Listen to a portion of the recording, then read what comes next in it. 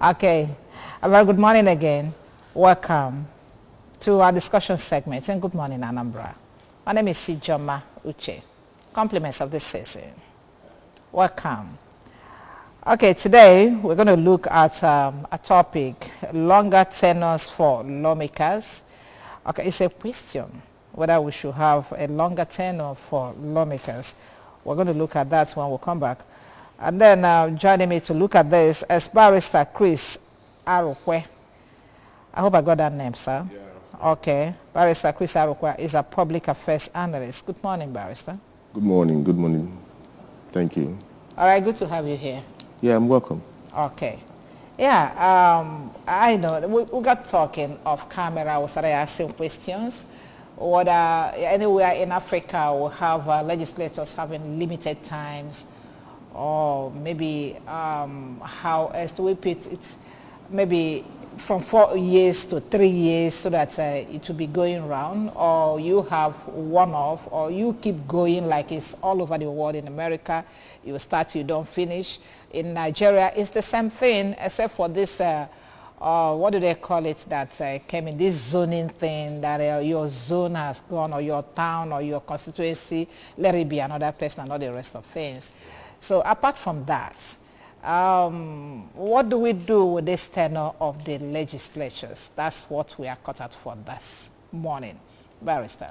Good morning. Well, the law we operate in, which means our constitution, prescribed for the first instance that the tenure of a House member or a senator, a parliamentarian, is fixed at 4 years in the first instance. And in that body of constitution, it didn't limit the number of time a legislator can come back. Indeed, it's modeled after the American style, where they have politicians who have improved their constituencies, and their constituencies are always eager to return them to that office. But the scenario in Nigeria is slightly different, because you hardly find a good number of House members or senators who you could easily say they have discharged the duties or the callings of their office. Therefore, there should be a strong need to limit the comeback times. I do not see a reason why we should keep recycling a bunch of people who are supposed to be making the laws and doing oversight functions. And you don't see the oversight functions. You don't see the lawmaking in the process. And earning very fat entitlements and all the rest of it. I am of the opinion, strong opinion, that just like the governors who are limited to 2 terms, the legislators should be limited to 2 terms at the maximum. It makes economic sense. It makes for diversity. It makes also for intellectual choice. Because if you see that this legislator is not academically or intellectually resourceful, you allow him to extinguish his 4 years, his 8 years. But here they have a limitless choice whether they are performing or not performing. Okay, they're being voted into power. So if you feel, or their constituency feel they're not doing very well, they're not performing, what is the need voting them back? Or are you saying that those of them that stayed longer time in the national assemblies maybe bullied their ways in? Because I know somebody like David Mark stayed very long. And even our own Ike Premado stayed long too.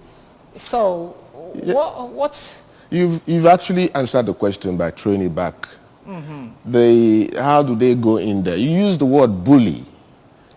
They have become overlords over their people. They've conquered their land, conquered their resources. They are the lords that they make the law for the people. They prescribe who is going to eat and who is not going to eat. They make gestures to the poor communities, do a small borehole there, pay school fees there. And the people are enamored to them, and our people are slaves. And you can't run away from Nigeria knowing that elections in Nigeria are not supposed to be what it should be. And it doesn't sound ill in the mouth to say that the elections in Nigeria are virtually very, the results that are produced are not quite what the expression of the people most time. If you lead me to say it, the elections in Nigeria are manipulated all the way through. And we all know it, and it's a standard norm in Nigeria. If you fight your way economically, rich bag, big bag connections, that is all what takes you to the parliament. In that case, who is to be blamed? Do they vote themselves in? Or are you saying they are selected and not voted into power? The only way we can do it, since we cannot do it by recall, you know that the Constitution has a provision for recall. No, before we get there, I want to find out why somebody who is not performing should be winning elections. That's why I asked the questions. Who is to be blamed? The poor populace and the system and the institutions that run the elections. Who manipulates the election results? It's not you. It's not me. So it's not even in the hands of the voters. You vote, you go home, and the manipulation starts from where? INEC has never been an independent body. Okay. They have never, ever in the history of this country produced what you can take to the bank as a credible result of the outcome of the will of the people. Why do you think it's so? Why it is so is that we have not matured like the American voting system, where you just signify. The data file knows that you have voted. The moment you put your hands on the voter Are you saying Americans don't manipulate? We saw what happened during the Trump's and the Biden's election. No, there was no manipulations. The large turnout, the system produced, you can vote before the election, and some people moved from certain areas to go to vote. The blacks actually wanted the Biden profile or Biden election. And Trump was just beating about the bush. The facts have checked and have shown that there was no atom of rigging. And it has never happened in the system of elections in America. Okay. Because they have a database, inconvertible database, that can check. Okay. We're still looking at why somebody, a legislature that is not performing should be winning elections and going back to the House again. You said that it's largely because the INEC is not independent. And I asked a question, why are they not independent? Yeah, we don't have any independent institutions in Nigeria. You will recall when Clinton came to Nigeria, he admonished Nigerians to build strong institutions instead of building strong personalities, dictatorial persons. It happens in all the institutions we have in Nigeria.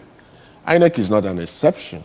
It's just that INEC appears to be the worst of it all because what they produce affects the masses of our people. Yes. The day we start having quality fellows in the Senate, or in the House of Representatives, it will cut the excesses of any president.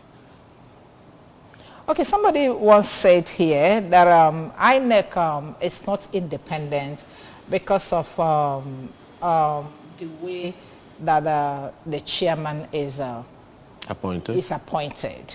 That if there is a provision for a chairman of the INEC to be elected and not appointed, that the executive wouldn't have such powers they have over him, because automatically if I appoint you, you are, you must be loyal to me. Yes. So how else do we appoint? How else do we get somebody to man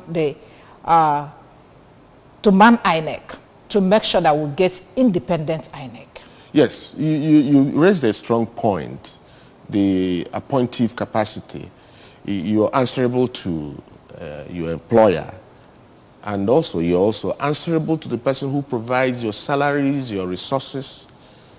You can't run away from it. And where that institution is almost an office in the presidency, you can call the chairman of the INEC and he will run toe and nail to answer the president. But it should not be. In America, they have just state election committees. Each state conducts the elections. They're so independent of the governor, they're so independent of the president of America, because those are people who have no stake in the matter. So the committees were not appointed by the governors or the president? Neither way, no. So the way we could do that is to throw it back to a body in Nigeria, like Nigerian National Judicial Commission. Like what they try to do in police with this police service commission, you know. If you give them absolute powers, their funding should be the first point of withdrawal from the budget. They have their own budget monies are transferred to them. And when they are not appointed by the presidency, but appointed by a system, because there's no system of appointment.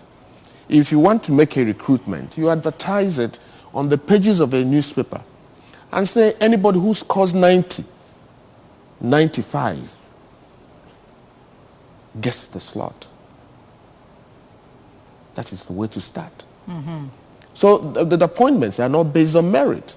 It's actually based on whims and caprices of the sitting president. And most of the president have made a mess of it. And the chairman, so-called, hold the ticket on behalf or in trust for the president. And who the president wills, wins. Very scary. Okay, let's get back to where we are. We are looking at longer tenures for lawmakers. Okay, and this, what we have discussed so far, is what has given a rise to that. Of course, we'll ask, is there need for them to have longer tenures? But I know that their tenures are limitless.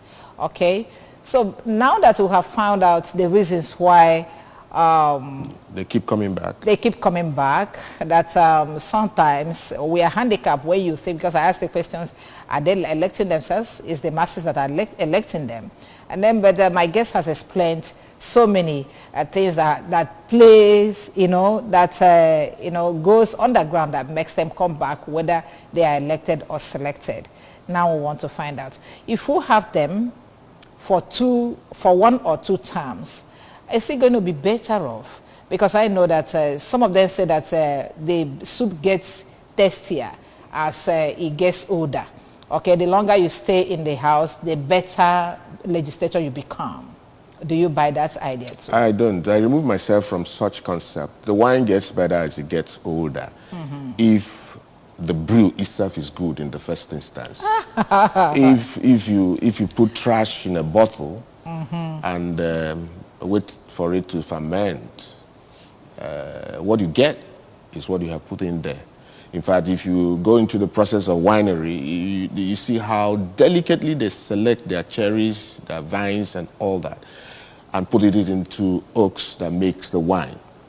So the point is, first is the guy competent, capacity, intellectually resourceful? Does he even know what lawmaking is? Does he carry the weight of the people on his shoulders? Is he interested in making a life better for the people he represents? What they do is to amass such humongous amount of wealth that will enable them buy back the masses, at least buy their votes, by buying their consciences with peanuts and pastries. So the system where we recycle them is wrong, because it makes for waste. It makes for economic disaster. The longer you stay, what was David Mark doing there for 30, 20 years? What was Kweremadu doing? In the law class, we have separation of power. That is, each arm has a duty, constitutional duties. It is not a constitutional duty for a House member to build bridges or to build constituency projects. Those are executive actions. But they're doing it here. But they're doing it here. Why are they doing it? Those people who are doing it with their own self-appointed contractors. And it leads to waste. I believe strongly that Nigeria requires restructuring in various many aspects, including whether we deserve the bicameral system, including whether we deserve the number of people we call our legislators sitting and idling away. We cannot afford it. I remember in one African country, I think it's Kenya, they had to cut their sitting allowances. They had to cut the numbers. We don't need a lot of people to make laws. To make that office less attractive. Yes, we don't need a lot of people. All we need is capacity, competence, character. What is the problem? This is the problem. You legislate for it. You legislate for it, but I think sometimes you talked about amassing a whole lot of money to bulldoze your way in, and it is because perhaps the system is bad, like we pointed out initially. Otherwise, there are stringent measures that would have been put in place whereby for you to get to this place, you must attend to this or that. Yes. Okay. By the time they tell you that for you to be a legislator in a national assembly or even state assembly, that all you need is school certificates, first school. No, what do they call it? WAEC. Attempted. Okay. Actually, what they mean even attempted WAEC. That is, if your education can be an equivalent of a class 4. That is what it is. You have entered this class. But you were enrolled in class 4. Whether the principal connived with society to put you in class 4 and register you, and your name is seen in the admission or in the class register, that is all you need to be a legislator in the 21st century country. What kind of human beings are we? So that's what I said. We need a lot of restructuring. One is there's a problem of entry point. The entry point is that we don't have the basic requirement. Those people who end up there are nearly not resourceful. Because we should upgrade. Level 9, level 8 in civil service is a BSc holder. Your first entry point is a BSc. Then somebody who aspires to a much higher office in the land, 100% much higher office, will be asked to provide an attempted class 4 attendance. Not that he actually completed it. Anything equivalent to entering class 4 is deemed, and the law courts have interpreted it to so be. So, it's a disaster. It is. And one, you spoke about whether we should have fixed tenure for them, is actually very, very important. In cutting their sizes, in cutting the constituencies, is also very important. We don't need that bicameral legislature to deal with the problems of the country. All we need is a bunch of people, intelligent fellows, intelligent women, to sit down and look at what the problem is, why the institutions are not working. Some is personal problem, some is institutional problem. Because when you appoint a chairman of INEC, and there are no people who are watching over him, he's a lord, he's a mayor. He's a mayor, he's a lord unto himself. And then when you now have a president who is also supposed to be checked and balanced by the bicameral legislature, all they do is to go and drink tea with him. I was actually going to come to that. So we'll take a break, and when we come back, we'll look at the relationship between the legislature and the executive. We'll take a break here. We're coming back.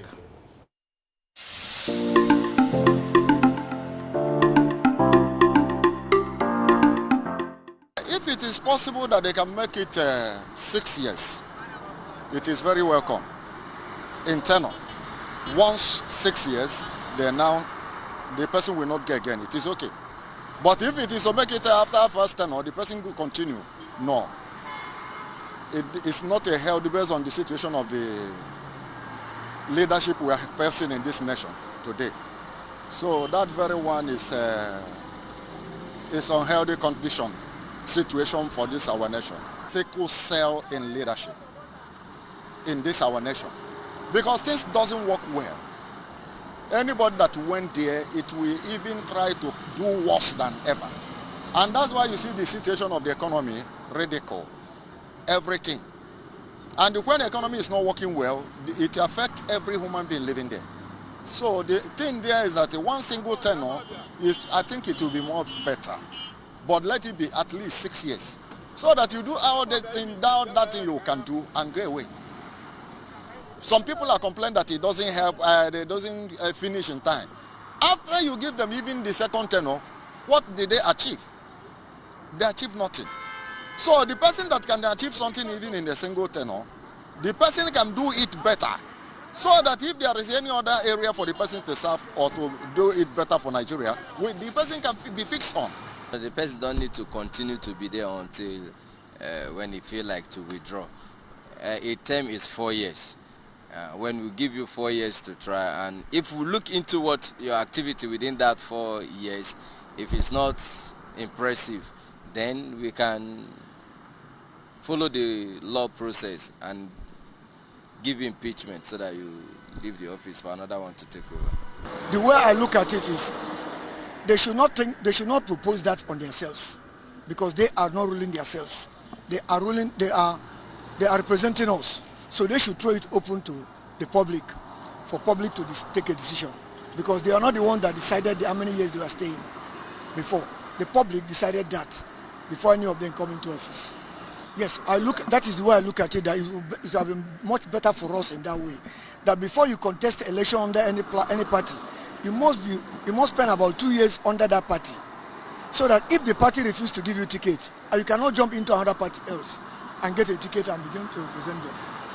So before you contest on any election, you must be a member of that party for at least 2 years. 16 years, some are 20 years. So it's not proposing. They are already on it. So you cannot say that proposing is already in their hands.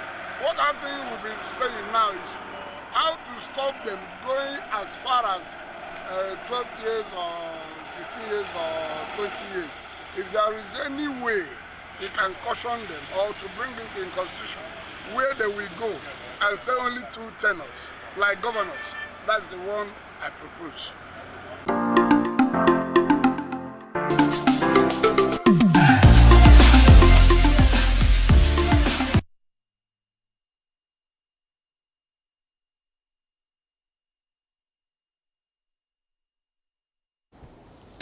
Okay, you're welcome back. It is still Good Morning Anambra. This Monday morning, the 19th day of the month of December 2022, as the year is winding off. Okay, and we are looking at the tenure of the legislatures. And I still have my guest in the house, Barrister Chris Arokwe. He's a public affairs analyst who have looked at looked at a whole lot of things concerning this tenure elongation.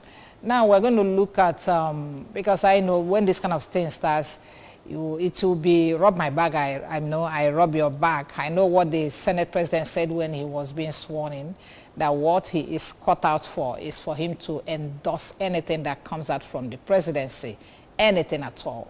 Okay, that's like a rubber stamp, legislation. So when you scratch my back, I scratch your back. So now that we're talking about tenure elongation, that's possibility that this thing has been sorted out based on relationship, this symbiotic relationship between the legislature and the judiciary. And I'm coming to you, Barrister. what is that relationship supposed to be? Is it supposed to be a tea party or checks and balances, a checkmating relationship, whereby if you are going wrong, I ask you, no. Yes, yes, yes. The people who drew up the map of democracy, starting from Montesquieu in the old, had it that the three arms of government should exist in parallel lines. They are not supposed to meet, but they're supposed to collaborate, each one being a watchdog unto the other. Each one being a watchdog over the other. Indeed, it is the legislative arm that is the strongest arm, because it is the one that is equipped with checks and balances. The judiciary, which is the third arm, can upturn any law, provided it is inconsistent with the spirit of the Constitution. Any law made by the legislators can be upturned by the judiciary, and that provides a bulwark of safeguard against tyranny by the legislator, because they can group together and make unholy laws. The judiciary is there to watch over them and then upturn that law, provided it's inconsistent to the Constitution. with the spirit and letters of the Constitution. Even if it's not written there in the Constitution, but if it is against the spirit of the law, the intendment, the grand mind of the people who drafted the Constitution, the court is equipped with judicial activism to upturn such unholy laws. And therefore, where you now see a legislature that has left its own line, that I told you that the lines should be three parallel lines. At no point is it conjunctive. It is, you're doing your stuff, I'm doing my stuff, I'm doing my stuff. But the man in the middle, who is the legislator, is a watchdog. Because he is the person, or they are the persons, entitled to look at the budget. In law, the budget is the most stringent instrument of governance. The budget is not a toy. The budget is a law unto itself. In fact, a breach of it constitutes an impeachable offense. One line you have breached is an impeachable offense. And the budget? Of the budget. Really? But in this world, we don't even know what the law is. You can see the governor of a state in Rivers putting his hands in his pocket and donating 500 million to another state in Sokoto. Is it in his pocket that he put his hand? In the coffers of the state? Both don't exist parallelly. What they have, the resources of the states are in their pockets. Okay. So I was speaking in the manner of diluting it. So you see a lot of things that are wrong with the choices we make, because the law, the Constitution, provided for a weak institutions across the board of Nigeria. The houses of assemblies are weak because the process of recall is slow, windy, costly, almost impossible, and incapable Mm-hmm. of being implemented. Almost impossible, because somebody mentioned it, that if we give you mandates and you go there and you didn't do well with the mandates, that we are going to bring you back. Recall you is the language. But then I've not seen anybody record recently. And then if there is, what are the processes? Okay, how can one be recalled if the person is not meeting up with the mandates of his constituency? Is the process of recall. The process of recall is tedious, absolutely very tedious, requiring each citizen's, the voting citizen, requiring the voting citizens to sign for the recall of the non-performing candidates. One is that you have announced he's being recalled. And this is a gentleman who has enough resources to make a difference, divide the people against the will of putting their names in the recall document. So the recall should be done by an independent body,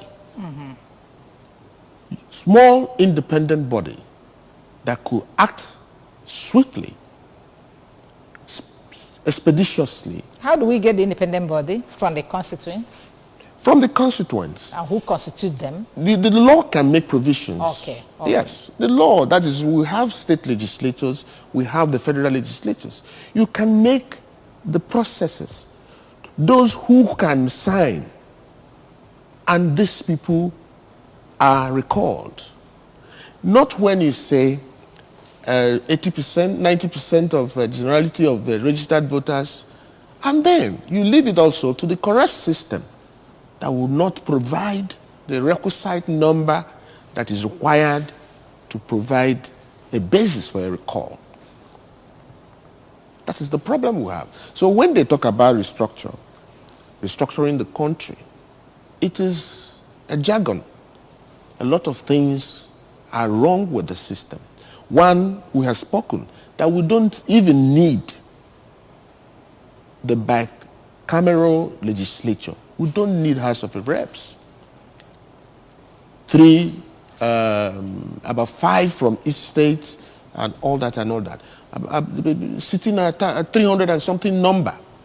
With the number of the senators should not be more than 2 from each state, so that they can facilitate meetings, they can hold short and brief meetings, and people will be assigned specific responsibilities. Okay, with this your suggestion now, how many terms are you advocating to for the legislation? I think for our growth, this is 21st century, but we're not matured enough to copy Americans who have done more than 200 years of civilization, articulate civilization.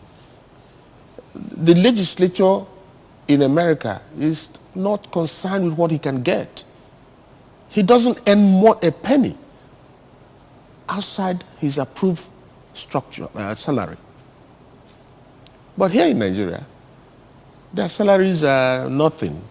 Okay. But what they get.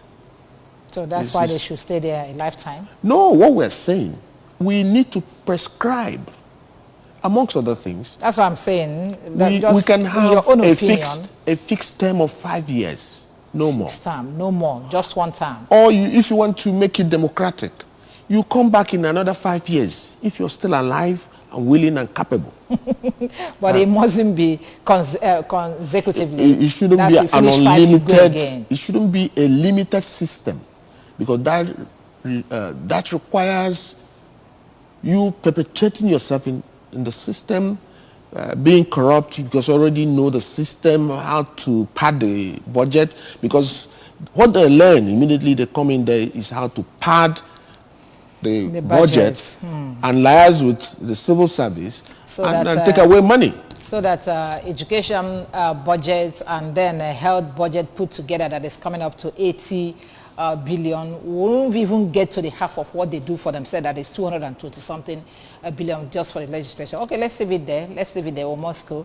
And then we have tried enough to give it enough bites. And I'd like to thank you very much for coming this morning. Barrister Chris Arokwe, our public affairs analyst. Thank you very much for joining us this morning. God bless you. Thank you very much. Okay. Thank you very much. Thank you. Yeah, my name is Sijama Uche. Thank you, the camera guys. And then everybody that made it happen this morning. Thank you.